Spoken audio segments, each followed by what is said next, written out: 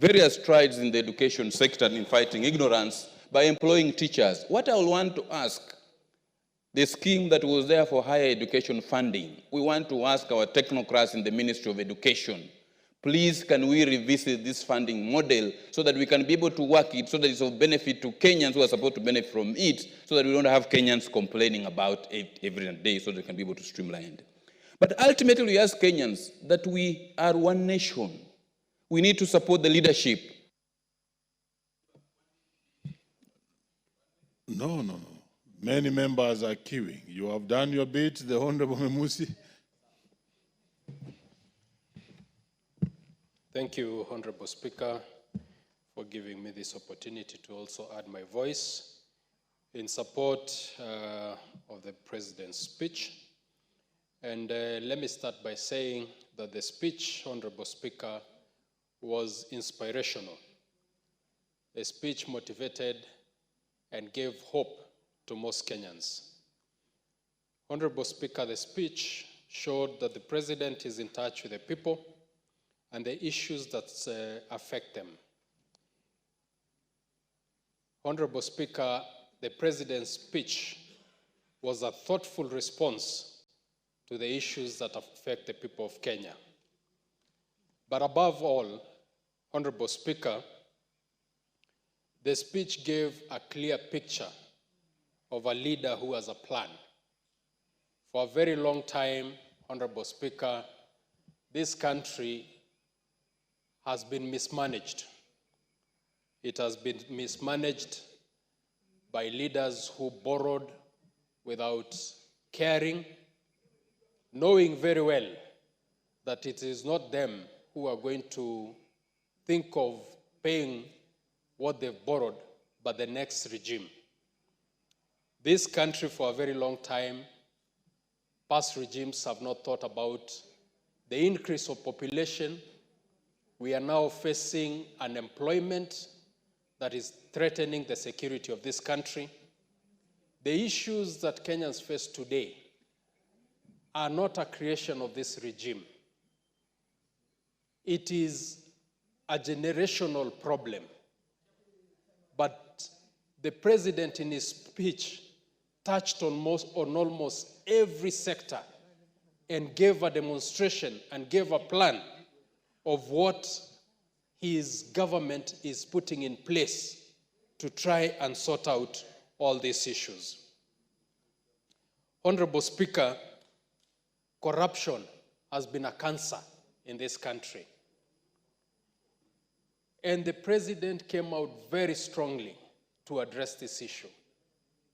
And I want to urge this House that we must support the fight against corruption.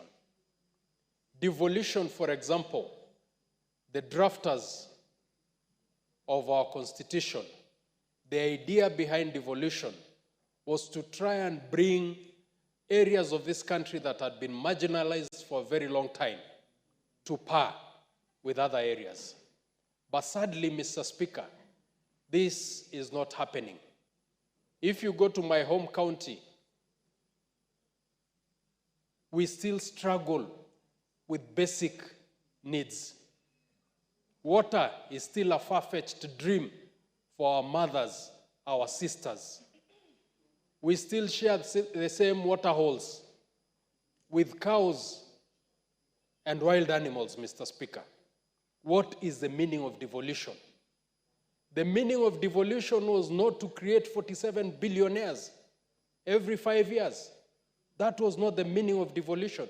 The meaning of devolution was to bring those areas in this country that were left behind to try and be par with other parts of this country. There are parts in my constituency where a child will grow and become an adult without ever seeing a tarmac road. Where is this money going to?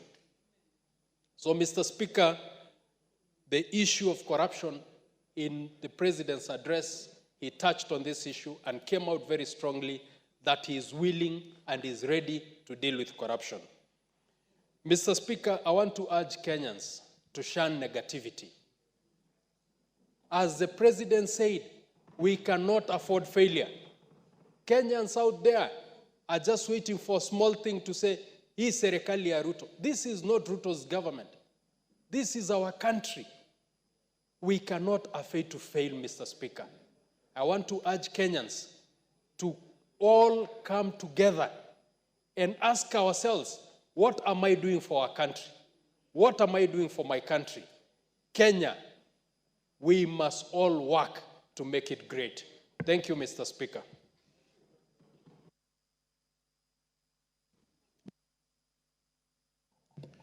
Thank you, Mr. Speaker, for the opportunity to contribute on the presidential address, which was delivered in this House, Mr. Speaker. First and foremost is to thank His Excellency the President on the speech which touched on Kenyans. I would say it is a masterstroke of the issues touching on the lives of Kenyans. Mr. Speaker,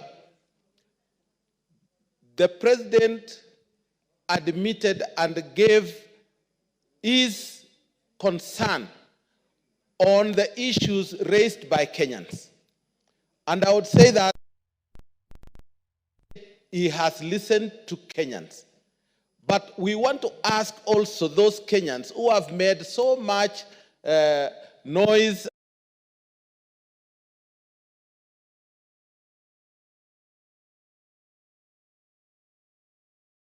the same channel which they used in insulting and talking things which are unpalatable to the nation. Mr. Speaker, I think it is time we culture ourselves on the wordings we use in this country. It has gone all the way to the pulpit now. Now, where are we going to save ourselves in? Can we ask the members of the cloth to really make or become sober and look at this country as a country where we need unity and we need to be one? Mr. Speaker, I think it is their turn to talk about it now. Mr. Speaker, I also want to turn on the economic development which this country has achieved. Mr. Speaker, in the 2010-2013, this country was an exporter to the country of Uganda, and it was the leader, economic leader in the country. When this government took over, we were just importing goods from the countries where we were exporting to. Right now, we have stopped sugar from being brought from neighboring countries. We have stopped all other things which are being imported, and we have had a reserve in the treasury for our imports. Mr. Speaker, I would say that is real growth. The farmers are happy because they are having subsidized fertilizers, and I want to say my constituents are happy that they are able to grow and be able to fend for themselves to have food put on the table. Mr. Speaker, what perturbed me after the report of the President when he came to the House is the media houses. Mr. Speaker, the media houses were talking about what the President said and what is in the Central Bureau of Statistics. When has the Central Bureau of Statistics be more accurate than even what we have at the current state? Central Bureau of Statistics have given wrong figures before, and they will continue giving wrong figures. And the media are using it to disparage the speech of the President by saying, this is what the President said, but the real figures are here. Now, who leads the Central Bureau of Statistics? It is the government. So how can the Central Bureau of Statistics be more accurate than the leader of the country as we talk? Mr. Speaker, I also want to laud the President on his efforts to bring up the farming community, the coffee, the tea, and even the milk, the dairy farmers. The Treasury has been able to support our KCC to pay farmers up to 50 shillings. But the management misused the money and they were not able to pay the 50 shillings per liter. we want to say that it is time that those people who do not know what they are supposed to be doing should be given a chance to go and settle at home and give Kenyans a break. Thank you, Mr. Speaker. The Honorable Julius Tai Tumu.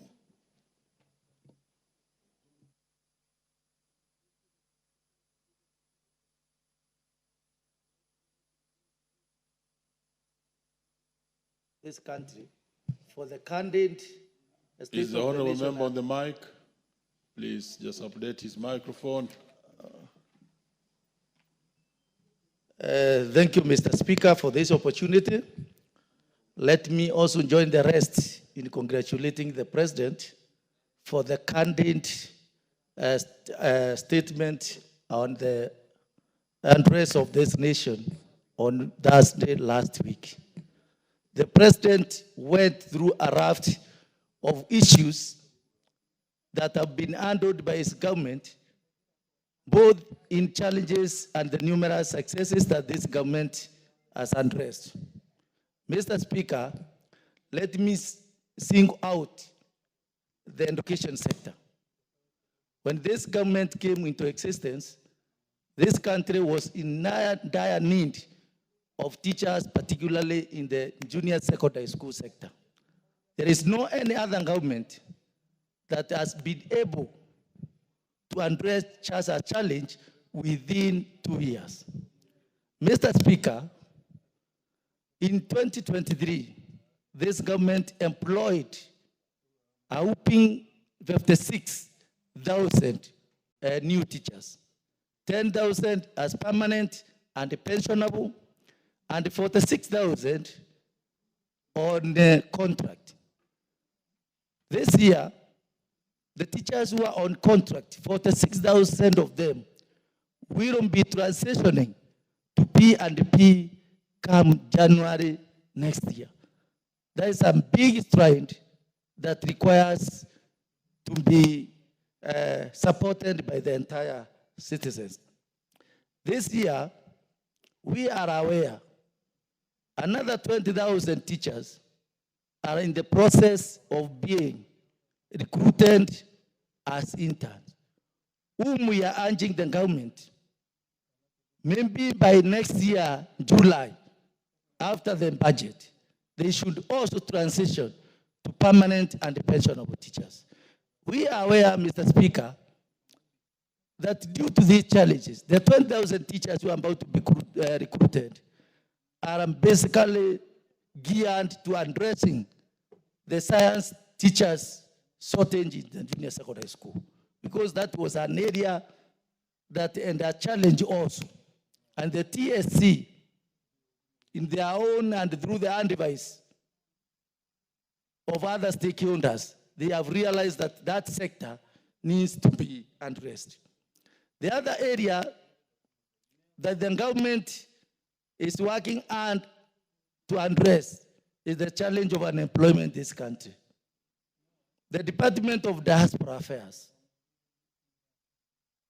is doing a lot of publicity to make sure that the artisans, the lower levels of unemployed youth can get access to international areas of employment.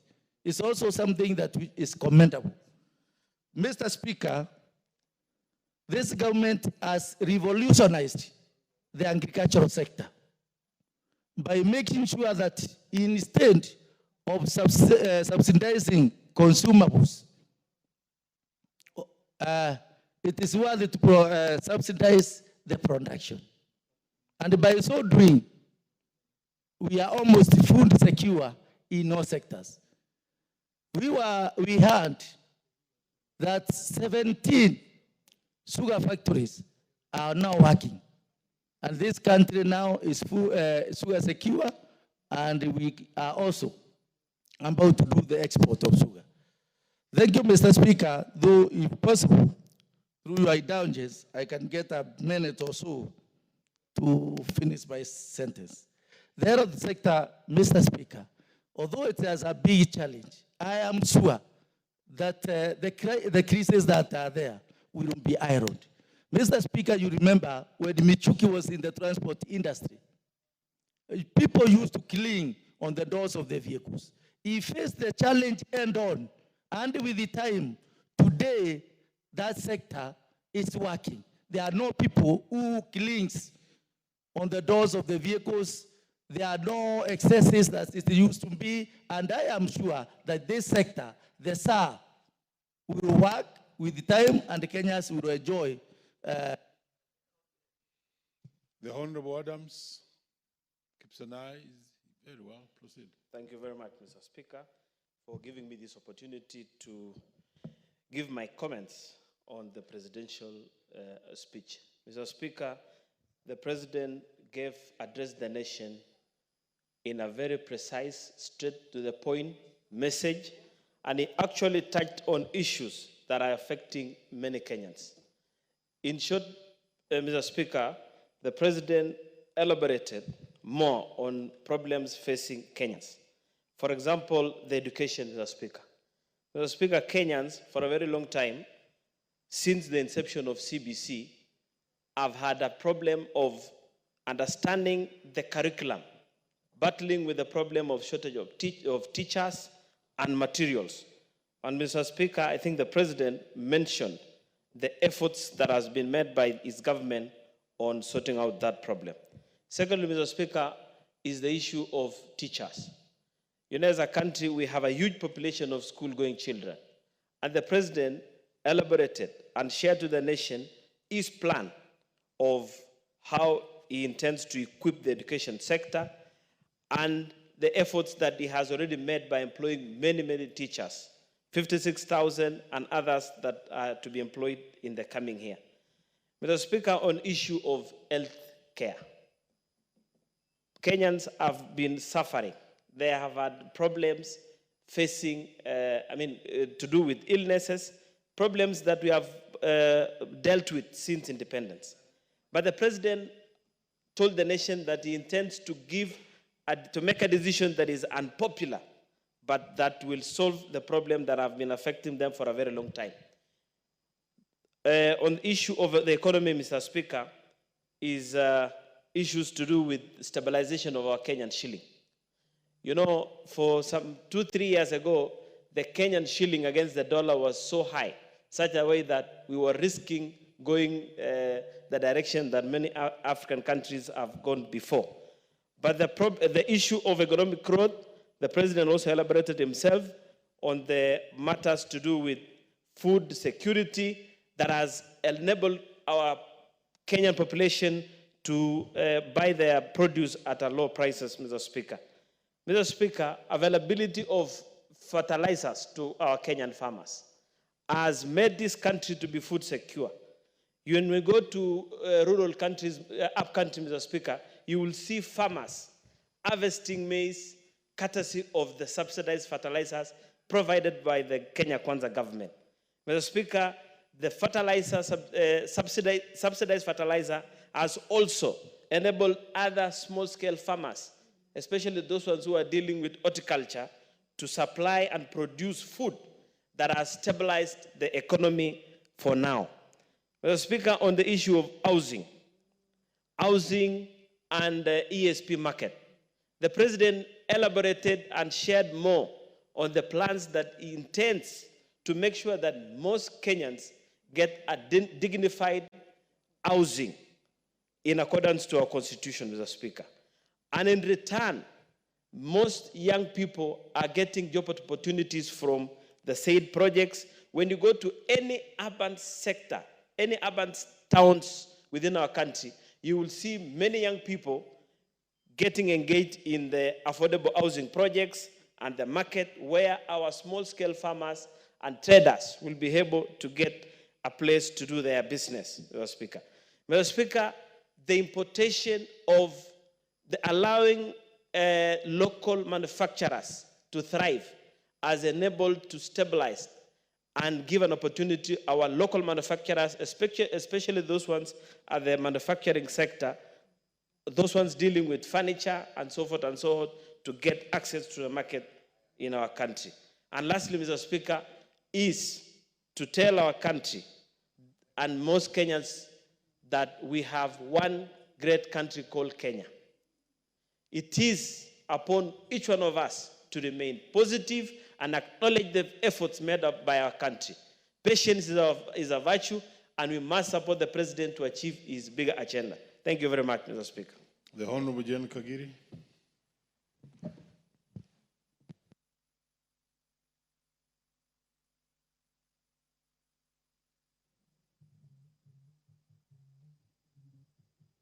Thank you, Honorable Speaker, for giving me this opportunity to contribute to the State of the Nation address. Honorable Speaker, I would want to start by appreciating that the President indicated that he's a listening President. And as he went on with his speech, it confirmed that true to the word, he's actually a listening President. Honorable Speaker, I would want to start with the mention of CBC. To many of us in this House and outside there, Honorable Speaker, we would want to assume that CBC is not working in this country. But recently, Honorable Speaker, I visited Mombasa. And when we took a boat ride and got to the middle of the ocean, the captain asked who was ready to dive into the water. 3 young boys shouted quickly that they are CBC students and they know how to swim. They gladly jumped into the water and swam and later got back to the boat. That, Honorable Speaker, should confirm to us that the students benefiting from this curriculum are actually growing and progressing as they should. Honorable Speaker, to us, what we need to ensure is that we give them the required facilities as well as ensure teachers are available to guide them through their education. Secondly, Honorable Speaker, I appreciate that the President took time to mention the reality of this country. Honorable Speaker, we are still heavily in debt, and we need to appreciate that things are not the same as they should be. We would want a lot of development, but just like in our houses, when we are in debt, there are some things we have to sacrifice because we are not able to provide things as they should be done. Honorable Speaker, that calls for the whole country to get to an understanding that when debts reach their maturity, we have to prioritize them for payment, and that will see our country suffering in various ways. Honorable Speaker, I would want to mention on food production and appreciate that our government has provided over 7 million bags of fertilizer to our farmers. Honorable Speaker, that has graduated to giving us 74 million bags of food in this current year. That is our projection. Honorable Speaker, if we look at the consumption required for our country, it is around 52 million bags per year. This is now confirming to us that we are headed to become a country that will be exporting maize now and in the near future. Honorable Speaker, that is growth and progress for our country. In regards to Taifa Care, Honorable Speaker, this reminds me of when we were in school. We had classmates who would convince us that it was not good to study, but they would study at night and succeed, while they've left others who did not study. Honorable Speaker, with SHA, if we look at the benefits that it has brought to our people, comparing it with NHIF, NHIF could only cater for our patients from level 4 upwards hospitals. Today, SHA is catering for our patients from level 1 hospitals. This means if it is a person from my county, a place called Gatero, they don't need to travel to Nyahururu for treatment. They can go to the nearest dispensary, get treated, and go back home. They will have saved on transport, and they will have saved on time. Honorable Speaker, similarly, many times we speak of people who have been victims of accidents, and when they get to a hospital, their relatives have to sign forms or first pay for them the bill for them to be treated. In many cases, we have lost lives in those instances. Honorable Speaker, now here SHA has come to ensure that a hospital can treat you and claim from SHA afterwards because they have treated you, giving you a priority that you are Kenyan and you are covered by the universal health coverage.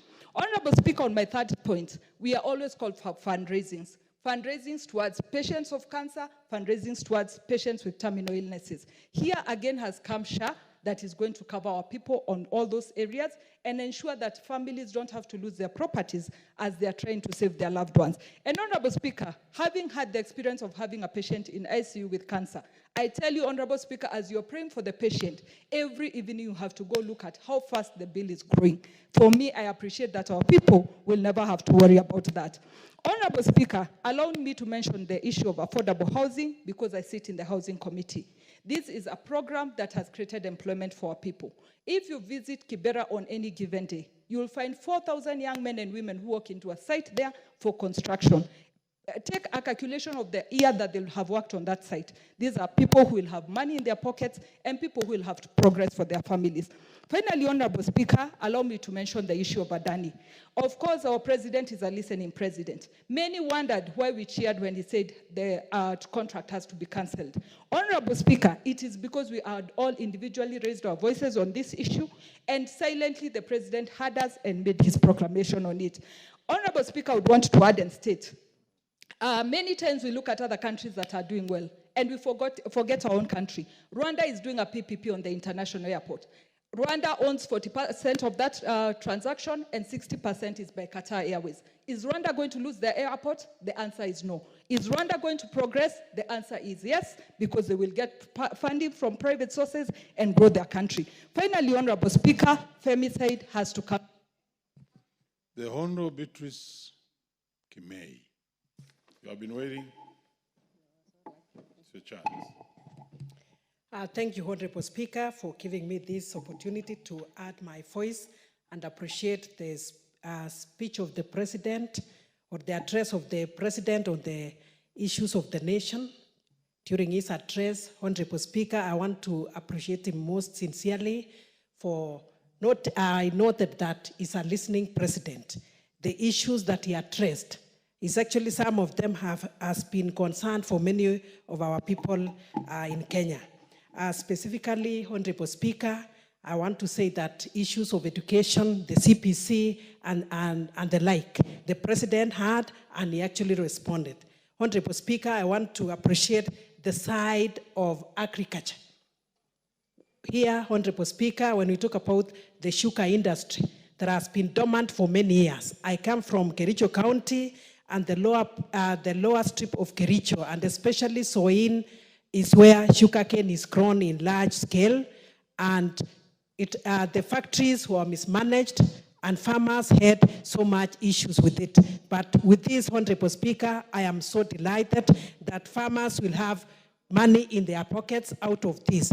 The 17 factories that have actually been revived and the 4 that are ongoing. Honorable Speaker, I'm only concerned that some of the employees have not been paid their dues. I'm asking the Ministry of Agriculture to make sure that they pay those employees in the factories. Honorable Speaker, when it comes to the issues of dairy farming, I'm so impressed that farmers will be paid 50 shillings.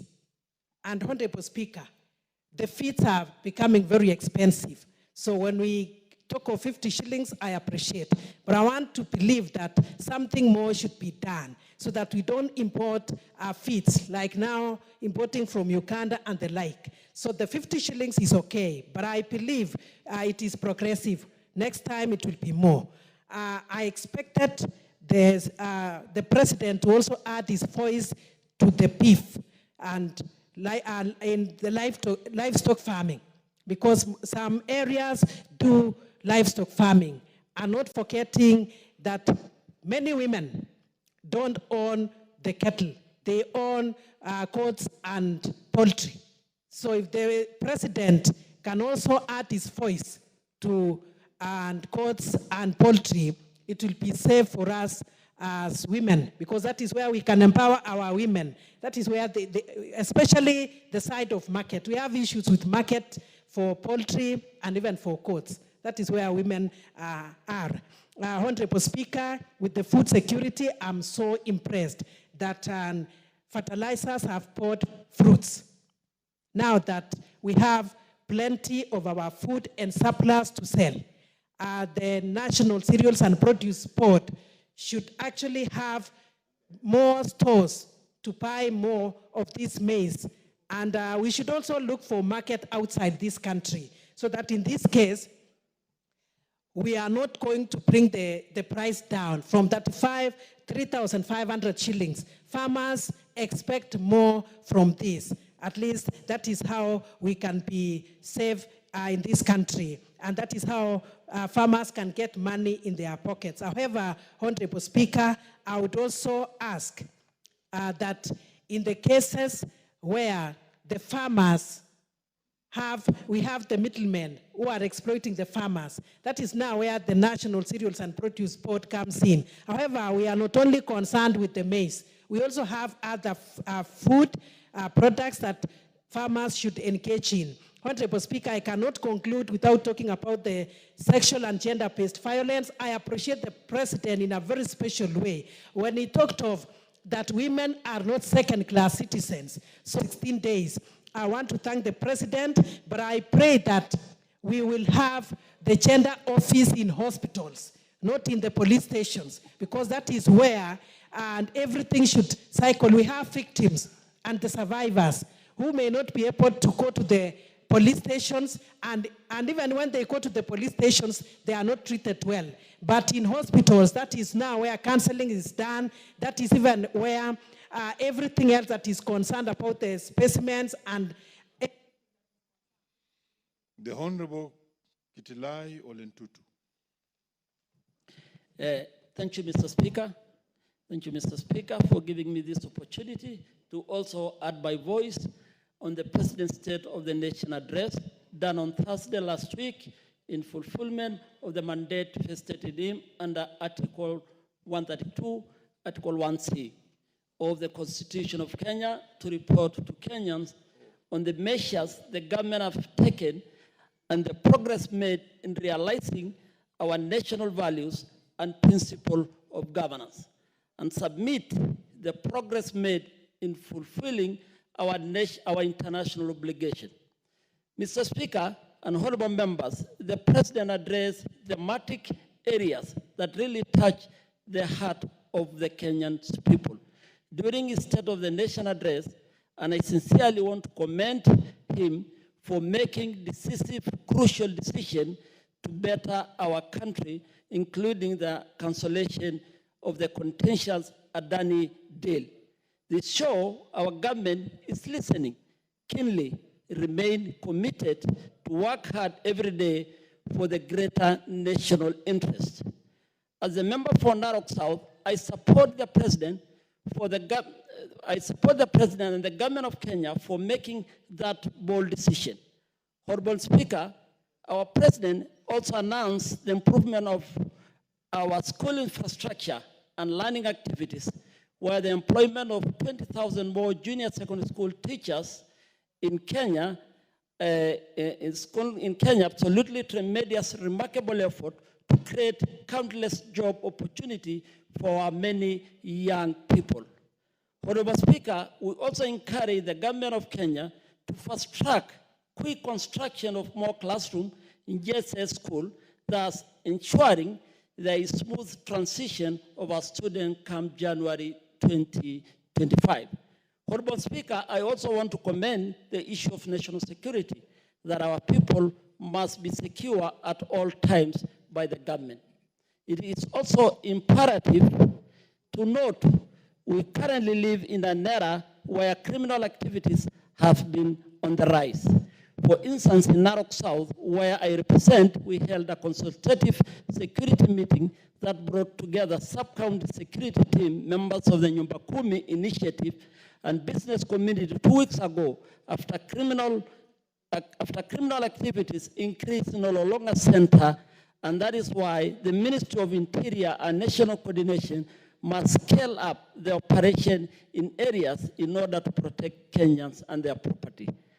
I also want to comment on the President, for this effort of making the government of Kenya is working hard for the stabilize the economy by reducing the inflation through lowering prices of basic commodities. It is also worth noting that the Kenya shilling has stabilized compared to a few months ago against the US dollar and another hard currency, much remains to be done. Honorable Speaker and honorable members, I also want to make few remarks about the Kenya Kwanza ambitious plan of bottom-up economic model. Our President on Thursday last week addressed passionately about the need for Kenya to attain food security through modernization of KCC, and I want to request the government to continue pumping more resources to these cooperatives so that our farmers in Kenya more importantly, in the livestock keepers to benefit directly. Honorable Speaker, it is well known that livestock keeping is, of course, the main economic activities in Narok, Kajiado, Samburu, Garissa, and many parts of the country. And we must empower our farmers through KCC. For those who remark, thank you, Mr. Speaker. The Honorable Cynthia Muge has been waiting. Where's the Honorable Cynthia? Very well. Then let's have the Honorable Manyo. Thank you, Mr. Speaker. I quickly just want to also say that the speech was good. My prayer is the implementers or handlers of those bestowed authority to do their work. I hope they will do it, because in a country where we have other people malnutritioned and others look well fed, we must strike a balance. The president mentioned so many crucial things in his speech. Where I come from in Busia, we are having a dwindling or going down sugar companies that are closing down because of poaching. And this has come because of delayed pay and also poor pay.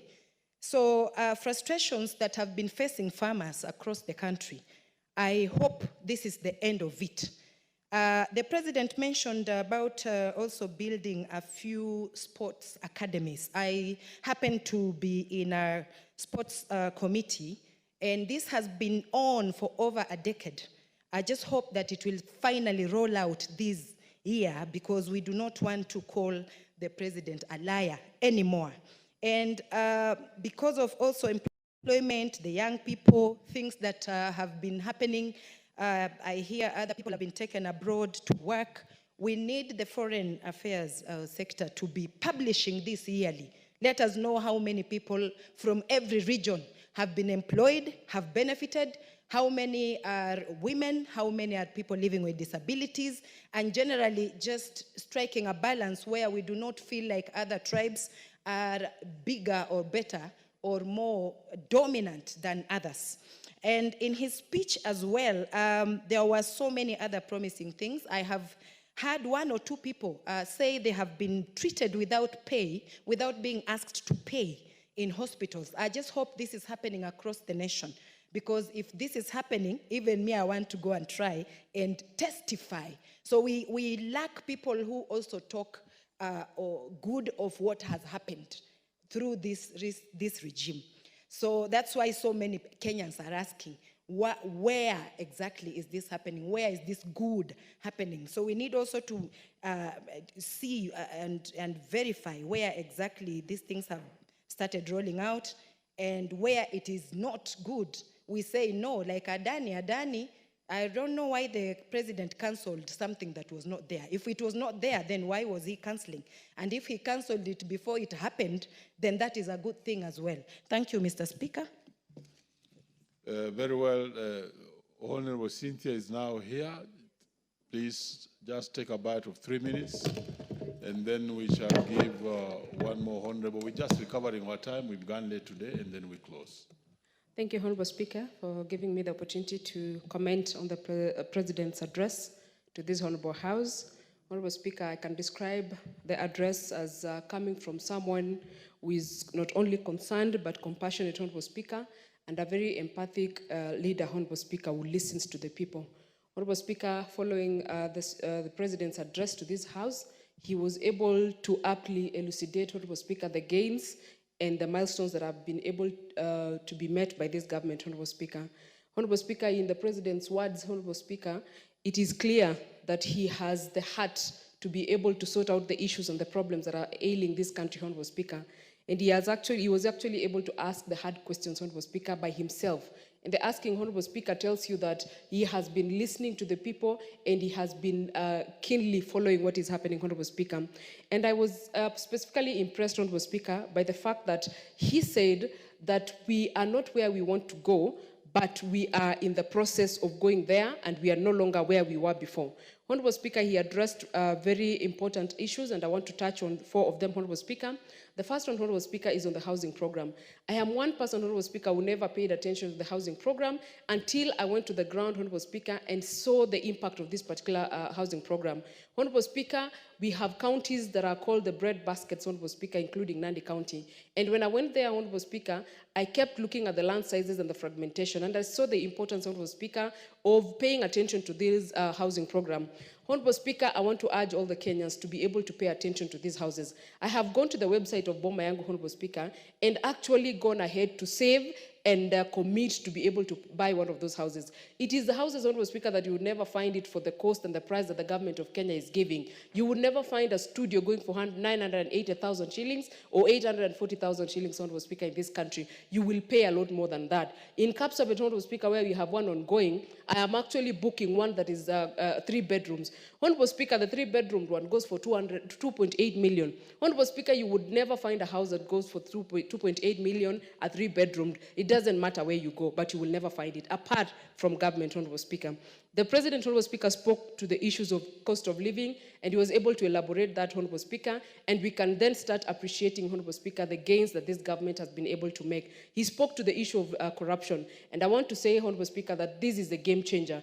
As soon as we're able to sort out the dragon and slay the dragon called corruption, this country is going to do better. We are going to have seamless services, we are going to have efficiency in government, and we are going to have even the youth of this country benefiting from things like the e-procurement, Honorable Speaker. With that, we are going to ensure that AGPO and the AGPO, Honorable Speaker, is accorded to the women and the youth of this country. We spoke about the education, Honorable Speaker, and Honorable Speaker, I want to say this and give this appeal, that the employment of teachers is very good, Honorable Speaker, but I also want to ask that there should be a database, Honorable Speaker, showing all the P1 teachers, Honorable Speaker, who graduated as early as 2012 and have never been employed today, Honorable Speaker. Some of those people are 43 years old. They only have 2 years to stop being employable, Honorable Speaker. And I want to ask that this be paid attention to so that they can be able to be considered. On the UHC, Honorable Speaker, and the issue of health, allow me, Honorable Speaker, to set the record straight. There is a Honorable member who stood here during her contribution, the Honorable Susan, Honorable Speaker, and said that there is a capping of 6,000 shillings only for people who go for dialysis. Honorable Speaker, she should be keen to detail that the cover under SHA, Social Health Insurance, Honorable Speaker, is providing 10,650 per session, and it gives an approval of at least 3 sessions per week. Honorable Speaker, the people who go through dialysis, Honorable Speaker, do not go more than 3 times a week. And Honorable Speaker, that should be set straight. And the UHC, Honorable Speaker, is actually working in this country. I have been able to register people at my personal level because I am a citizen who is no longer asking, what can this government do? I am asking, The Honorable George Gachagua.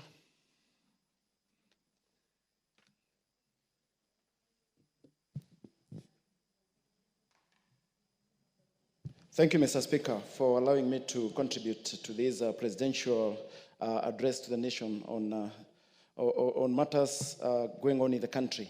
Mr. Speaker, it came to me that we have a listening government, and he addressed every concern in Kenyans' minds. Mr. Speaker, it is very clear that the economy is improving. There are some indicators that we are heading in the right direction.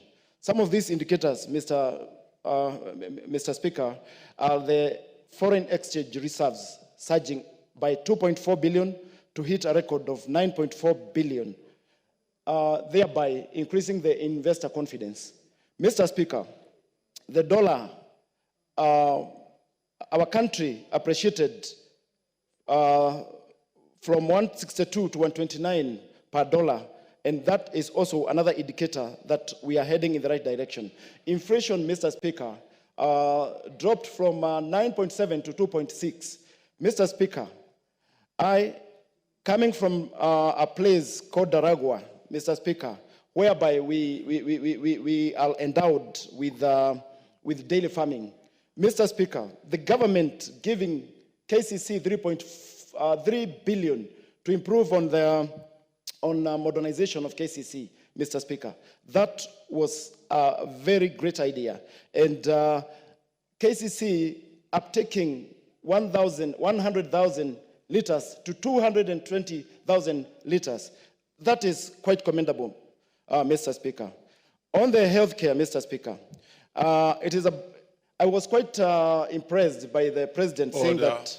Order, the Honorable George, you can take your seats. You will have a balance of 3 minutes in the afternoon session. So make sure that you are here early to finish your contribution on this particular matter. Honorable members, we may be upstanding.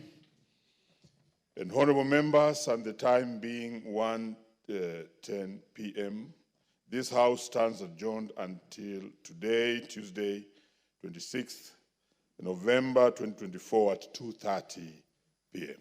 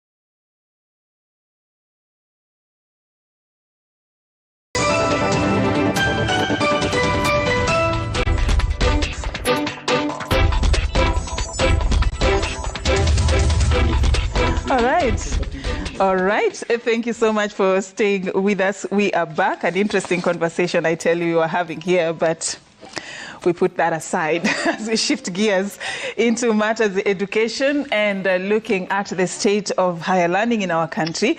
I'm having this morning a panel of 3 in case you're just joining us. I'm hosting this morning Honorable Nabina Bwera, the Member of Parliament for Lugari constituency, also sits as a member of the Education Committee of the National Assembly. We also have with us Janet Ouko, an education analyst.